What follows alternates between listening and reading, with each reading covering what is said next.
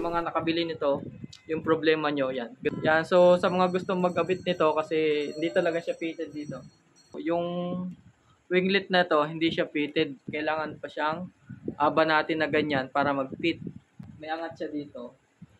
Ayan, nakaangat siya dito. Ang ginawa kong diskarte dito, ginawa ko siya, ininitan ko lang to gamit tong lighter. Ayan.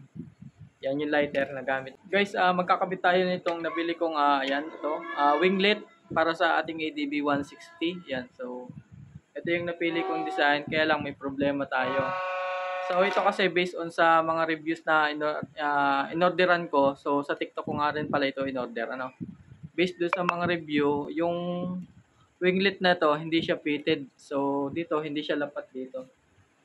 Dito siya. Ayan. Mapapansin nyo, may angat siya dito.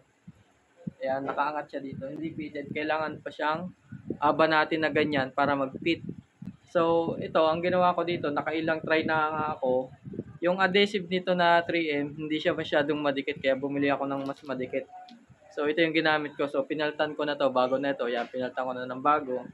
So, yung kasing kasama nitong 3M, hindi siya talaga madikit. So, pinaltan ko na ng bago. Ayan guys, nakailang try na nga ako. Ang dami ko nang naulit. Ito. Yung mga adhesive na hindi siya dumidikit. Kasi nga, kailangan pa itong banatin or kasi hindi siya lapat talaga dito sa mismong pairings ni ADB. So, ito ang ginawa ko dito. Pero ito, okay na ito. Itong aking winglet na to, okay na to. Ang ginawa kong diskarte dito, ginawa ko siya, ininitan ko lang to gamit tong lighter. Ayan. Yan yung lighter na gamit natin. So, lapit natin. So, ininitan ko lang tong ating winglet. Ayan. Gamit tong lighter. Wala na ito. Nakadalawang lighter na nga ako. Ayan. So, itong lighter. Ayan. Ayan. Medyo may hangin. Ininit ko lang ito. Yan. So, sa mga gustong mag-abit nito kasi hindi talaga siya fitted dito. May awang siya. Kumbaga, hindi siya, hindi siya lapat. So, ininitan ko lang to. Sa ilalim ko ininitan. Hanggang sa medyo kaya mo na siyang banatin. Likuin konti. So, unti-unti ko lang siyang niliko hanggang sa mag-fit dito. So, ito, na-fit ko na to. Dalawa, kabilaan.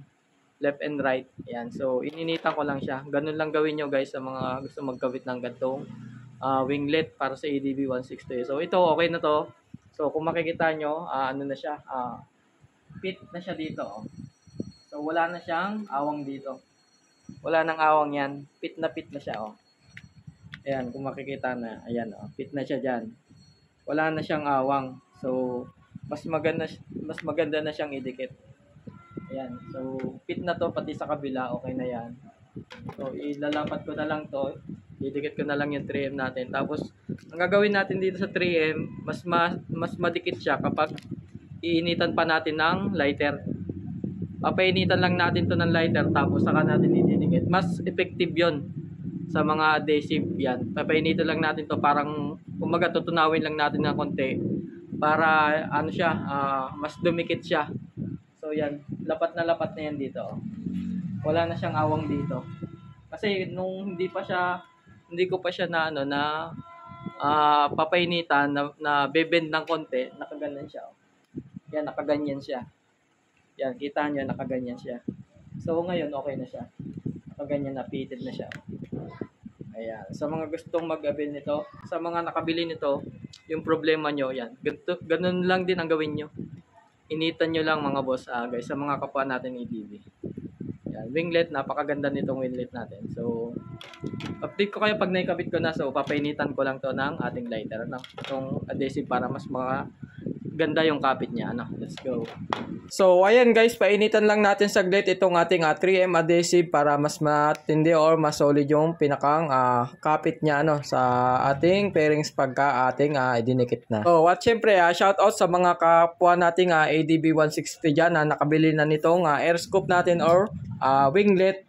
Ganito lang yung mga gawin nyo mga boss. So, ayan guys, tapos na nating painitin itong ating 3M adhesive. So, medyo pinalambot ko lang siya konti para mas solid at mas kumapit yung ating 3M adhesive. So, ayan at inaayos lang natin yung pagkakalapat dito. So, mas maganda at para maganda yung ating pagkakakabit. So, try natin guys kung talagang effective yung ating ginawa.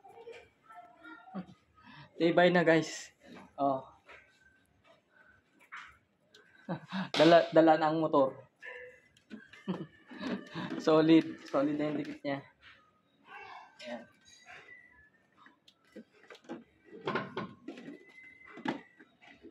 Dala ang motor. Kapit na kapit yan. Alright. Yan siya. Solid. So, ayan guys, naikabit na natin. Oh, napaka-pogi na niya. Ano. So, pakita ko sa inyo. Napaka-solid na. Ayan, oh, yung bagong winglet natin. Ayan. So, pakita ko sa inyo. So, ayan na. Guys, yung ating bagong winglet na kinabit. So, ayan, oh, napaka-solid na. Napaka-forma. Dagdag angas din. Ano. Pogi na ng ating ADB. So, ayan yung mga nagamit ko bago ko siya ma-fix. Kasi talagang hindi siya hindi siya talaga siya lapat do sa ating ADB, sa fairings ng ADB natin. Kaya ayan. Nakailang ulit ako, nakailang kabit ako, pero ayun. Ito lang sagot natin, painitan lang natin. Ayan. Yung ginawa ko kanina, ganun din yung gawin nyo. So ayan, oh, pakita ko sa inyo, lapat na lapat siya. Ayan, oh, lapat na lapat yan din eh. Ito. So ayan, so kita nyo yung pagkalapat niya dito, saka dito. Lapat na lapat yan. Ayan. So, napakatibay na niya. Dala na ang motor niyan. Dala. Solid. Dikit na, oh. Dikit na dikit. Tinda ng kapit. Alright. Bagong pyesa. Napakaangas na. Let's go.